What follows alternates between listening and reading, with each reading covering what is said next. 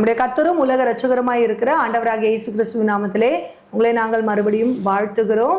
உங்களை சந்திப்பதில் மிகுந்த மகிழ்ச்சி அடைகிறோம். ஆசீர்வாத கன்மலை ஐக்கிய ஊழியத்தின் சார்பிலே கடைசி நாட்களில், கடைசி நிமிடங்களில் பெண்களுடைய பங்கு, இந்த எழுப்புதலில் பெண்களுடைய பங்கு என்ற இந்த பகுதியில் ஒரு நிகழ்ச்சி, கலந்துரையாடல் நிகழ்ச்சியில் நான் மறுபடியும் உங்களை சந்திக்கிறோம். அதற்காக கர்த்தருக்கு ஸ்தோத்திரம். ஒவ்வொரு நிகழ்ச்சியிலும் ஒவ்வொரு பகுதியிலும் கர்த்தர் வித்தியாசமான காரியங்களை, பயங்கரமான காரியங்களை, பெண்களை கொண்டு அவர் செயல்படுத்த போகிற காரியங்களை வெளிப்படுத்தி கொண்டே வருகிறார். இது உங்களுடைய ஆவிக்குரிய வாழ்க்கைக்கு மிகுந்த பிரயோஜனம் உள்ளதா இருக்கும் என்று நாங்கள் விசுவாசிக்கிறோம். ஏன்னா விசுவாசம் கேள்வினால் வரும் என்று சொல்வது போல அநேக கேள்விகளாலே, அநேக தேவனிடத்திலிருந்து புறப்படுகிற வார்த்தைகளினாலே நம் விசுவாசத்தை பலப்படுத்தி கொண்டு அவருடைய வார்த்தையினாலே நம்ம கட்டப்படும் பொழுது கர்த்தர் தாமே நம்மை கொண்டு முதலாவது நம்மை நமக்கு பிரயோஜனம் உள்ளவர்களாய் மாற்றுவார். அடுத்தது நம்முடைய பிரயோஜனம் யாருக்கு தேவையோ, நம்மை கொண்டு யாரை அவர் பண்படுத்த வேண்டும் என்று நினைக்கிறாரோ அவர்களுக்கு அந்த பிரயோஜனம் கடந்து போகும். அதற்காக கர்த்தர் கோடான கொடி ஸ்தோத்திரம். இந்த நிகழ்ச்சியில நம்மளோடு ஷாரன் சிஸ்டர் பயணிக்கிறாங்க. அதற்காக ஸ்தோத்திரம். நாங்கள் இருவர் இணைந்து கர்த்தர் எங்களுக்கு கொடுத்த ஆவிக்குரிய அனுபவங்களையும் தரிசனங்களையும் வெளிப்பாடுகளையும் அனுபவங்களையும் அனுபவ ரீதியான காரியங்களையும் உங்களோடு கூட நாங்கள் பகிர்ந்து கொண்டு வருகிறோம். இந்த எபிசோட்ல கூட கர்த்தர் சில காரியங்களை வெளிப்படுத்தி இருக்கிறார். அதை குறித்து நாம விவாதிப்போம்.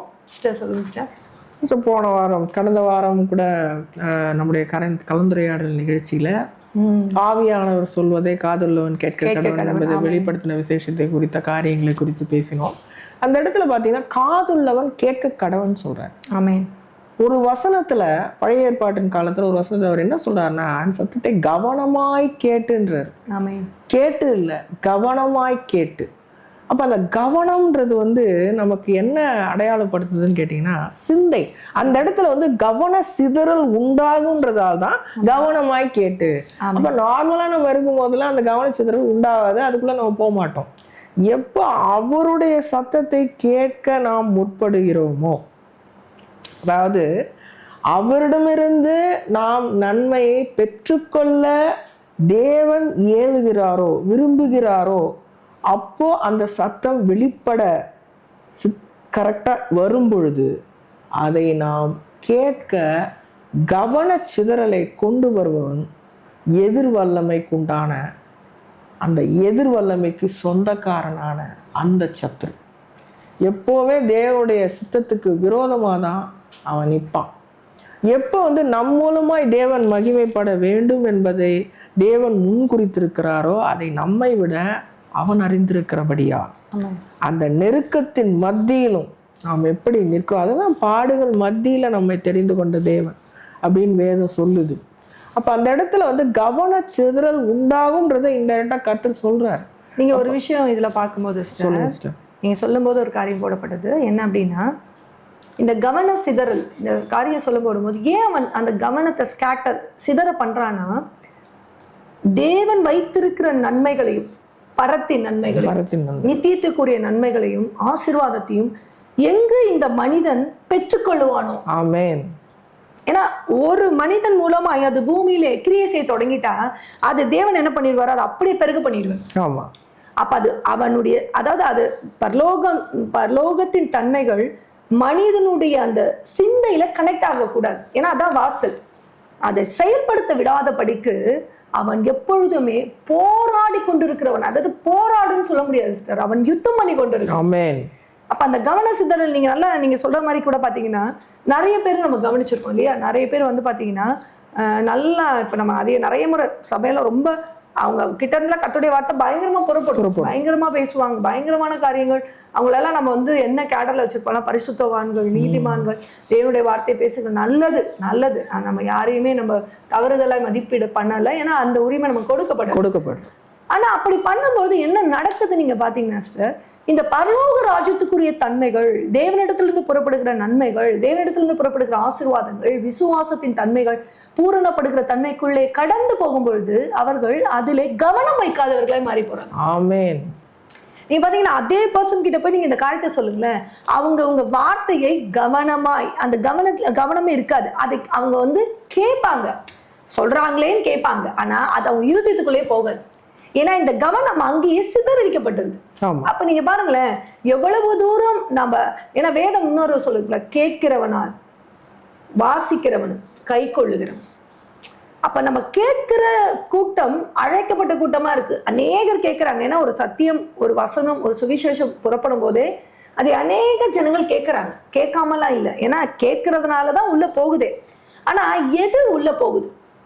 இப்போ ஒருத்தர் கேட்கும் பொழுது, இயேசுவை பற்றி அறிவிக்கும் பொழுது, தேவனுடைய தன்மையை பற்றி அறிவிக்கும் போது, வசனத்தை குறித்து அறிவிக்கும் போது, வார்த்தை குறித்து அறிவிக்கும் போது, அவர்கள் இருதயத்துல எது போகுது? ஏன்னா தேவன் சுத்த இருதயத்தை பார்க்கிறவரா இருக்கிறார். அப்போ அங்க போகும்போது எப்படி போகுது அப்படின்னு பாத்தீங்கன்னா, ஒரு நினைவுகள்ல ஒரு அக்கிரமங்களோடு தான் உள்ள போகுது.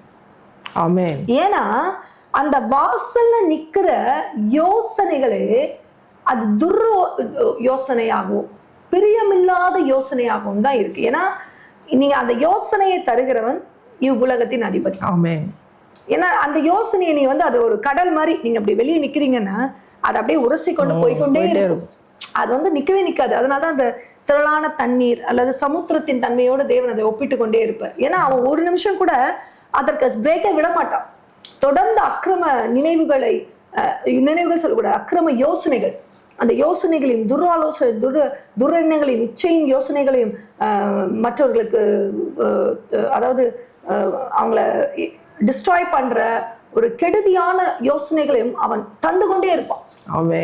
தந்து கொண்டே இருப்பான். அது கடந்து போய்கொண்டே இருக்கும். அப்ப அந்த இடத்துல நீங்க அதை அதை அதை நம்ம அரெஸ்ட் பண்ணாம நாம இருதயத்தின் நினைவுகளை அறிந்து ஜெபிக்க முடியாது. அப்ப அதுக்கு அரெஸ்ட் பண்ணானா நம்மளால முடியாது. அதனாலதான் உயிர் தெழுந்த வல்லமை உள்ள கிறிஸ்துவை, அது ரொம்ப முக்கியம் அந்த வார்த்தை, கிறிஸ்துவின் சிந்தையை நாம் தரித்துக் கொள்ளும் பொழுது, ஏன்னா அவர் ஜெயித்தெழுந்தார், சிந்தையினாலே அவர் ஜெயித்தெழுந்தார். அதனால அந்த கிறிஸ்துவின் சிந்தையை நம்ம தரித்துக் கொள்ளணும். இதுதான் பவுல் நமக்கு சொன்னாரு. ஆனா பவுல் சொல்லும் போது நீங்க பாத்தீங்கன்னா பவுல் அதற்கு மேல அதை எப்படி காரியம் அப்படின்ற காரியம் அவருக்கு கொடுக்கப்படலை. பவுல் இந்த அக்கிரம சிந்தை, இந்த கிறிஸ்துவின் சிந்தையை தரித்துக் கொள்ளும் போது நீங்க மாம்சத்துக்கேற்ற போராளிகளா இல்லாதபடி ஆவிக்கேற்ற அறனுள்ளவர்களா நீங்க மாறுவீங்கன்னு அவர் சொல்லிட்டார். சகலத்தையும் கிறிஸ்துவுக்குள் கீழ்ப்படுத்துகிறவர்களான அதிகாரத்தை நாம் பெற்றோம். ஏன்னா அந்த யுத்தமே நீங்க அந்த நினைவுகளை, அந்த அக்கிரம அந்த யோசனைகளை கிறிஸ்துவின் சிந்தைக்கு கீழ்படுத்தும். ஆமென். அந்த கீழ்படுத்துறதுன்னா அவருடைய பாதப்படிக்கு கீழே கொண்டு வரும்போது அந்த நினைவுகள் சுட்டரிக்கப்படுறதா, யோசனைகள் அறவே கிரியை செய்ய முடியாதுதான் மாறி போகுது. அதனாலதான் அவருடைய கால் பாருங்க, அவருடைய பாதம் பாதம் வெண்கல பாதம் மட்டும் அக்கினி. ஆமென். அக்கினியின் பாதம். ஏன்னா அந்த அக்கினி அதை படும்போது அந்த யோசனைகள் சுட்டரிக்கப்பட்டதாய் மாறி போகுது.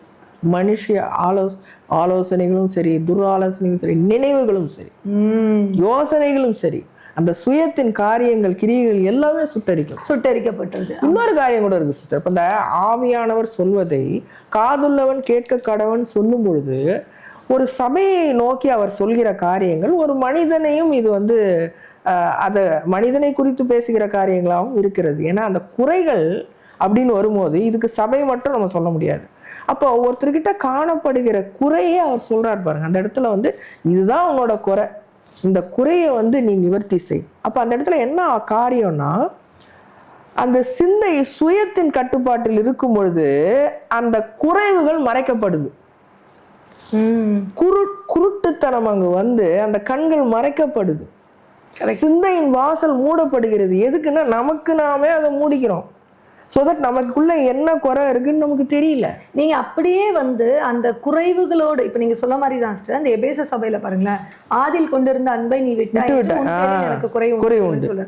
இப்ப தேவன் குறை என்று நினைக்கிறதை தேவனுடைய பார்வையிலிருந்து நாம பார்க்க தவறிட்டோம்னா நாம எதை குறைவு நினைக்கிறோம்னா அன்பு. ஆண்டவரே, அதை நம்ம எதோட கனெக்ட் பண்ணிடுறோம்னா, ரட்சிக்கப்பட்ட போது நான் உங்ககிட்ட எவ்வளவு அன்பா இருந்தேன், அதுக்கப்புறம் என்னுடைய அன்பு குறைஞ்சு போச்சு. அப்ப நான் ரட்சிக்கப்பட்ட மாத்திரத்துக்கு அப்புறம் எடுக்கிற ஸ்டெப்பை தான் நம்ம அதோட கனெக்ட் பண்றோம். ஆனா தேவன் அங்க மென்ஷன் பண்றது ஆதில் கொண்டிருந்த அன்பு.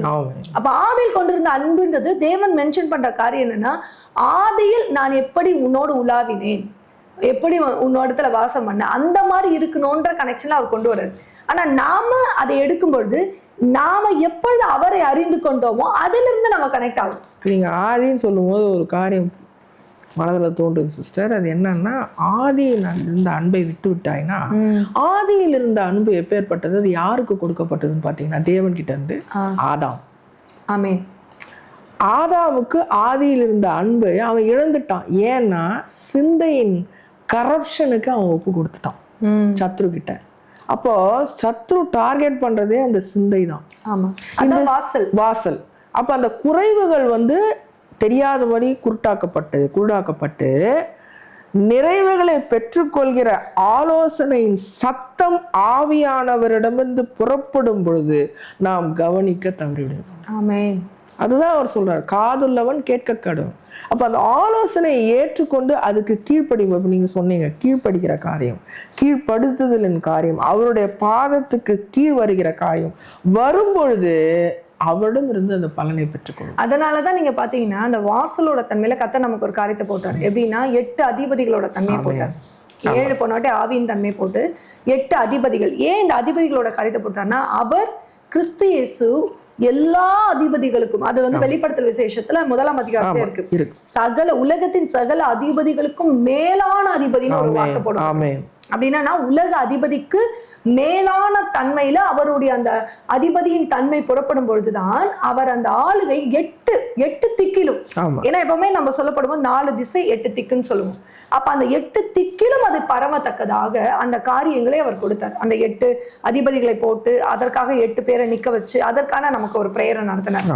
அப்ப ஏன்னா அந்த சிந்தை நினைவுகள், அந்த அக்கிரம நினைவுகள் சொல்றதை விட யோசனைகள் சொல்லணும்.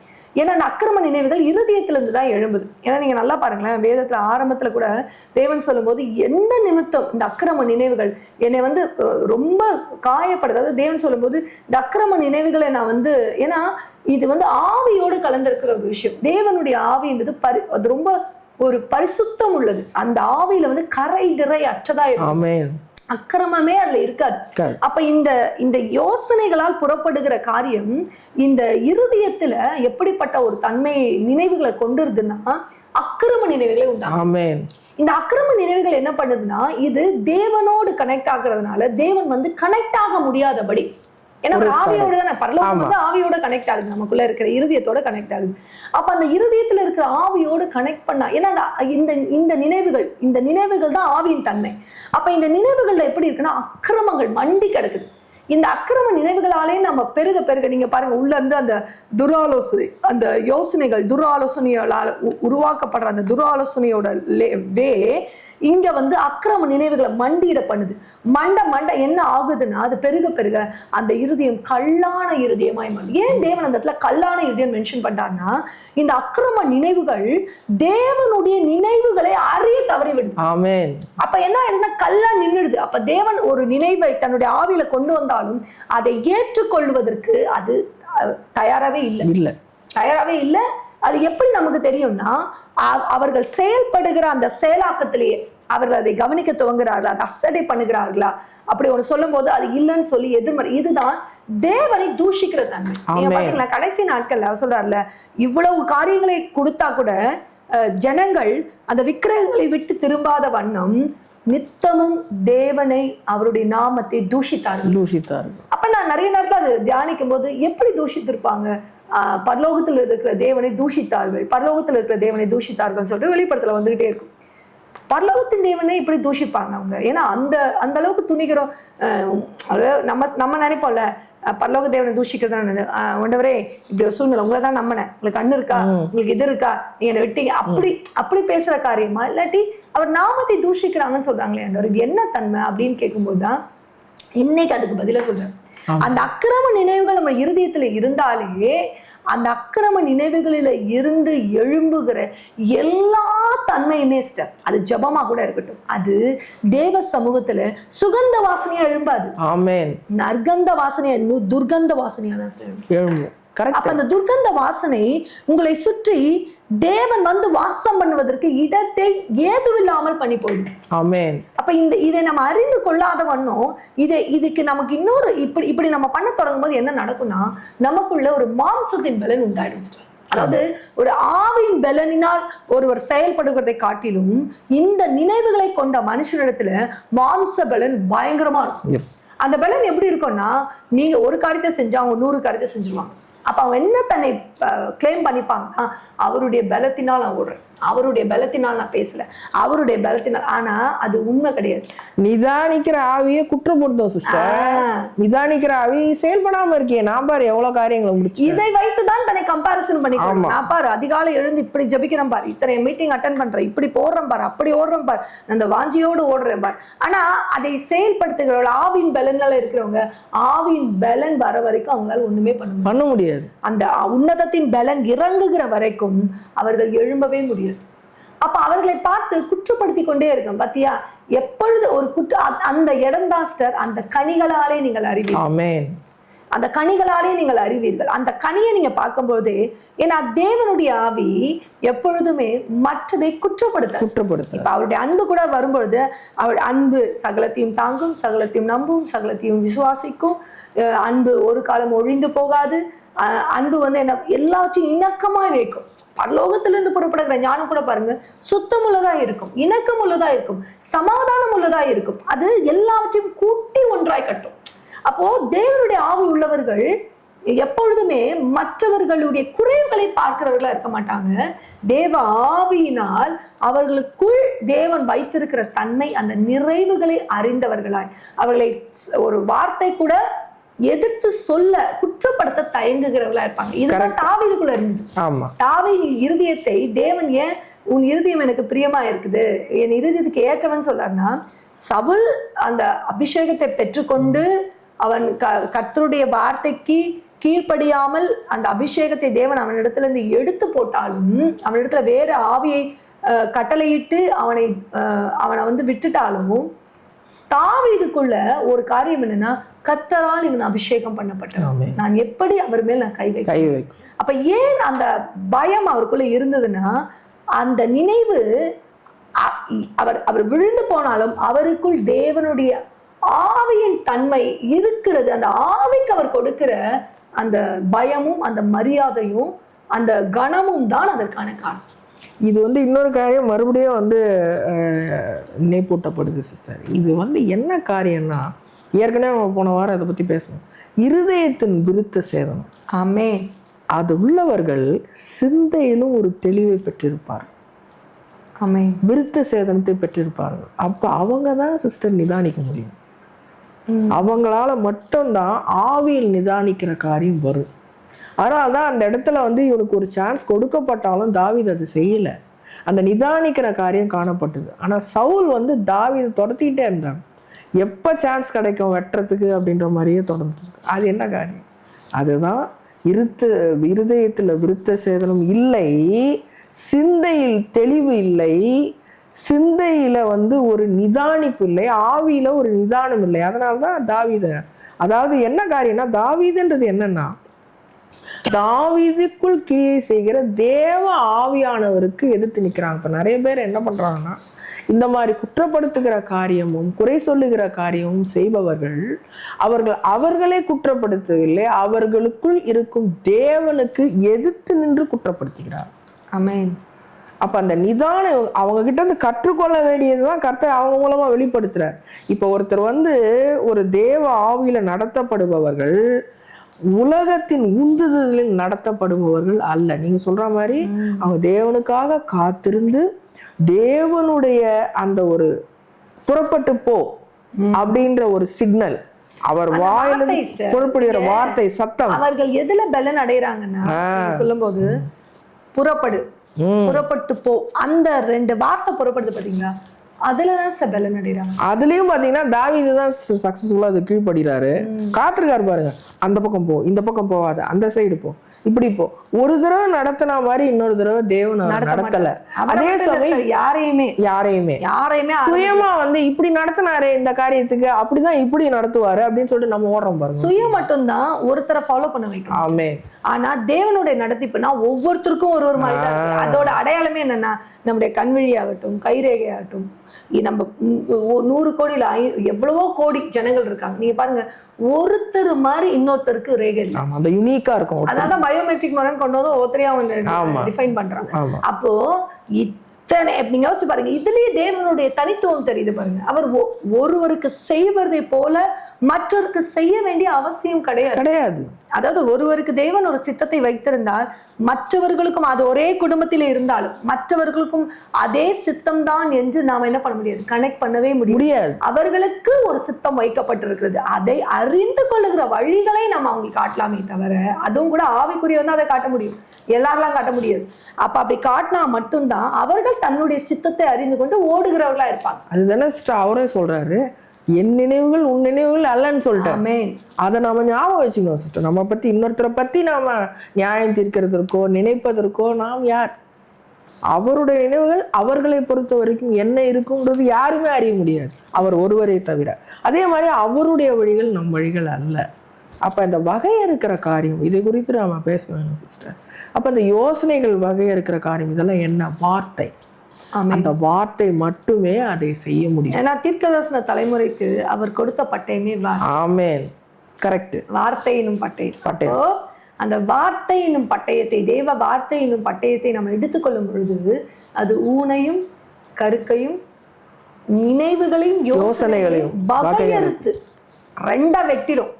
அப்போ இந்த அந்த அந்த நீங்க பாத்தீங்கன்னா அந்த சிந்தையையும் ஆவியையும் பிரித்து அதனுடைய அக்கிரம நினைவுகளையும் யோசனைகளையும் வகையறுத்து அதிலே சிந்தையிலே அவருடைய ஆவின் சிந்தையாகிய ஆலோசனையின் தன்மையை அதுல பொருத்தி இந்த நினைவுகளில், இந்த இருதயத்துல அவருடைய நினைவுகளை பொருத்தி கனெக்ட் பண்ணும். ஆமென். இப்படி கனெக்ட் ஆகும்போது என்ன ஆகும்னா, பரலோகம் மனிதனுக்குள் தங்கி பரலோகத்தின் நினைவுகள் யோசனைகள் வழியாக டிராவல் ஆகிற காரியம் ஒன்று. அதுதான் வந்து பரமண்டலத்துல நடக்கும் சித்தம் பூமியில நடக்க அது ஏதுவாயிடும். ஆமே. இததான் அவர் வந்து பரம எருசலேமோட தன்மையில கனெக்ட் பண்றாரு. இந்த பரம எருசலேம் சொல்றாருல, தன் மணவாளனுக்காக ஆயத்தம் பார்க்கப்பட்ட மணவாட்டியை போல இருந்ததுன்னு சொல்லி அவர் பூமியில இறங்குது பாருங்களேன். அது என்னன்னா, மணவாளனுக்காய் காத்திருக்கிறோம். மணவாட்டிகள் எதற்கு காத்திருக்கிறோம்? மணவாளன் வருகைக்காக. அவர் வந்து என்னை அழைத்து கொண்டு போவார். அவர் எப்படி அழைத்து கொண்டு போவார்?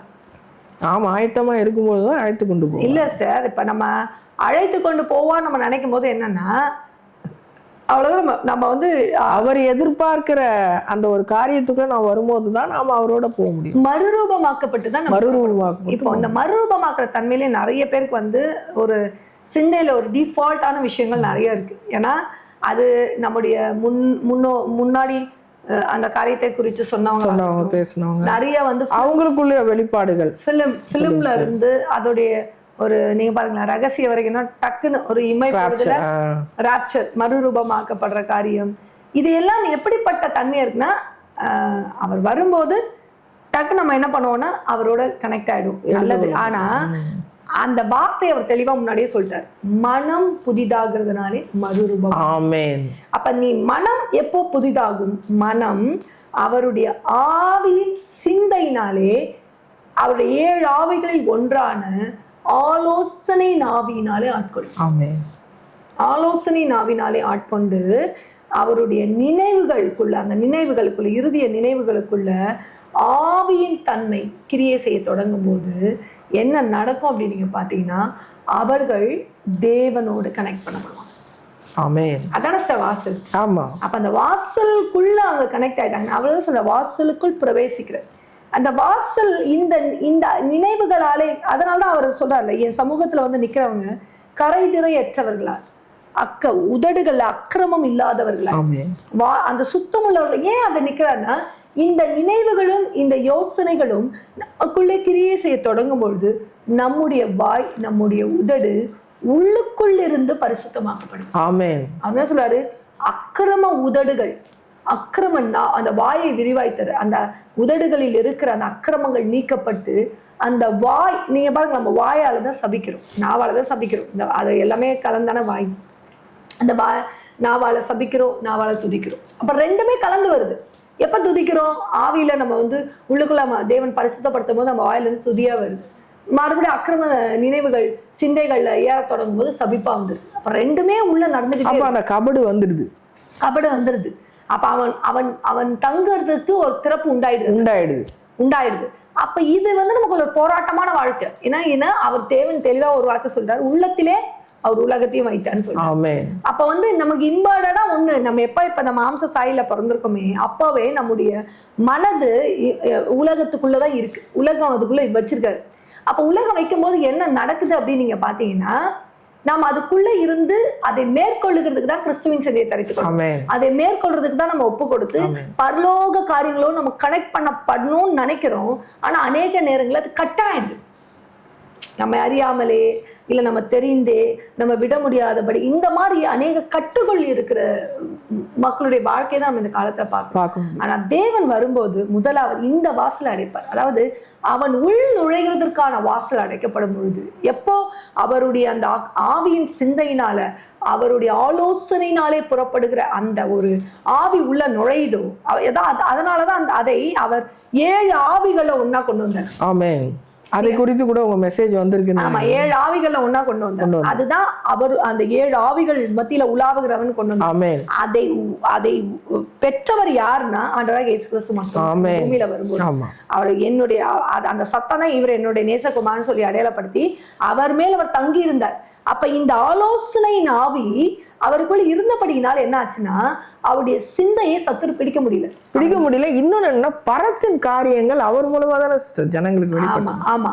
அப்ப என்ன இன்னும் நீங்க நல்லா பாருங்க சிஸ்டர், அவர் அந்த சிந்தையில அந்த எப்படின்னா அந்த ஆவின் சிந்தையை உள்ளடக்கியவரா இருந்தபடினால்தான் எப்பொழுதுமே அவருடைய நினைவுகள் பிதாவின் நினைவுகளோட இணைக்கப்பட்டிருந்தது.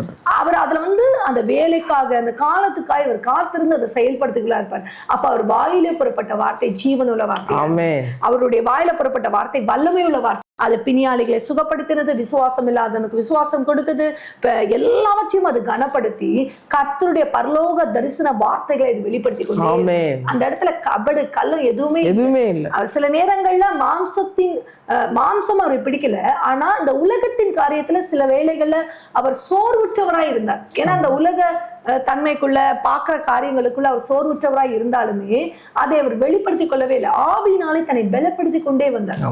நீங்க அதனாலதான் அவர் பாருங்களேன், எப்ப அந்த காரியம் ஆவியின் தன்மை இது கனெக்ட் ஆகுதோ அப்பயே அவர் தாய் சகோதரின்னா என்னை விசுவாசிக்கிறவன் என்னை பின்பற்றுகிறதா எனக்கு சகோதரியும் எனக்கு தாயும் அப்படின்னு அந்த கணக்குல கொண்டு வந்துடுறாரு. அப்படி கொண்டு வர்றாருன்னா என்னன்னா, அவர் எப்படி அவருடைய நினைவுகளும் அவருடைய ஆலோசனைகளும் அவருடைய சிந்தையும் அவருடைய ஆவியையும் ஆவிக்குரிய தன்மைக்குள்ளே இணைத்து கொண்டாரோ அதன் மாதிரி இணைக்கப்பட்டவர்கள் தான் அவருடைய தாயும் சகோதரிகளுமா கொண்டு வந்துடுறாரு. அதுதான் கிறிஸ்துவின் சந்ததி. அந்த சந்ததியோட தன்மையில புறப்படுற போதுதான் உங்க வாயில் புறப்படுகிற வார்த்தைக்கு ஜீவன் உண்டாகும். உங்க வாயில புறப்படுகிற வார்த்தை சமாதானம் உள்ளதாக, அது அநேக உயிர்த்தெழ பண்ணும், அநேக சத்தியத்தை முளைத்தெழும்போ கர்த்தருடைய நன்மையை அவர் பூமியிலே விதைக்கிறவர். நம்ம இந்த எபிசோட்ல வந்து கர்த்தர் வெளிப்படுத்தின அந்த ஆவிக்குரிய சிந்தையை குறித்ததான ஒரு தியானத்தை அல்லது ஒரு கலந்துரையாடலை நம்ம பார்த்தோம். கர்த்தர் தாமே நம்மை ஆசீர்வதிப்பாராக. இதை கேட்டுக்கொண்டிருக்கிறவர்களுடைய இருதயங்கள்ல நினைவுகள்ல கர்த்தர் இறங்கி கிரியை செய்வார். அவர் நம்மை ஆசீர்வதித்திருக்கிறார், நம்மை அறிந்திருக்கிறார் அவர். அதனால கர்த்தர் தாமே நமக்கு உதவி செய்வாராக. நம்ம இணைந்து ஒரு சின்ன ஜெபம் பண்ணிடலாம். பரிசுத்தமுள்ள தேவனே, இந்த நாளுக்காய் நன்றி. எங்களுக்கு இந்த நாளில வெளிப்படுத்தின அந்த ஆவிக்குரிய சிந்தை குறித்து ஒரு நல்ல ஒரு ஆவிக்குரிய தியானத்தை எங்களுக்குள் நீர் வைத்தீர். நல்ல கலந்துரையாடல் வைத்தீர். ஏன்னா பரிசுத்தவான்கள் பேசிக்கொண்டிருக்கும் போது கர்த்தர் கவனித்து கேட்பாரு. அவர்களுடைய இருதயத்துக்குள்ள பேசும்போது அது அநேகருடைய இருதயங்களை திறக்கட்டும், அநேகருடைய சிந்தைகளை திறக்கட்டும். ஏன்னா அந்த சிந்தை வழியாக புறப்பட்ட இருதயத்துக்குள் நீங்க தங்கும் போதுதான் நீர் தங்கி உலாவி நீர் வாசம் பண்ணி நீ என் ஜனம் என்று முத்தரிப்பீங்க. நாங்கள் உங்களுடைய ஜனம் என்றால் உங்களுடைய வார்த்தை ஜீவன் உள்ளதா எங்கள் வாயில. அப்படிப்பட்ட எவன சந்ததி எழுப்புவீராக கிறிஸ்து இயேசு நாமத்தில் பிதாவே. ஆமென். ஆமென். God bless you. கர்த்தர் உங்களை ஆசீர்வதிப்பாராக. ஆமென். அன்பிற்குரியவர்களே, உங்கள் ஜெப தேவைகளுக்கும் மேலும் ஆலோசனைகளுக்கும் எங்களோடு நீங்கள் தொடர்பு கொள்ள எங்கள் முகவரி ஆசீர்வாத கன்மலை ஐக்கிய ஊழியங்கள், பிளாட் எண் 20, 3வது மாடி, ஜானகி நகர், அனெக்ஸ், காட்டுப்பாக்கம், சென்னை 56.